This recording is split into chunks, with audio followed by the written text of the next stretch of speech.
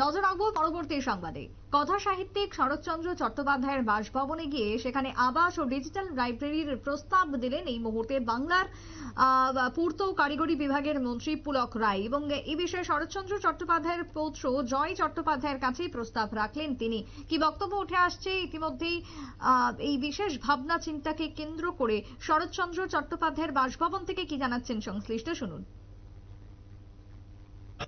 আমরা সারা বছর অপেক্ষা করে থাকি এই দিনটার জন্য, কবে আজ থেকেই আবার শুরু হলো, আগামী বছর কবে আসবো শরৎ মেলায় এবং শরৎচন্দ্রের বার্ধক্যের বেনারস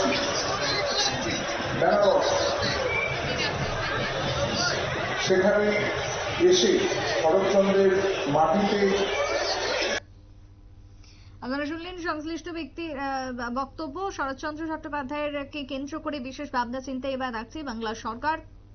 তার পরিবারের কাছে আবেদন রাখা হয়েছে ইতিমধ্যেই সেই ছবি তুলে ধরলাম এই মুহূর্তে নিউজ ভ্যানগার্ডের পর্দায়। ছোট্ট একটা বিরতির পর ফিরে আসছি, সঙ্গে থাকুন।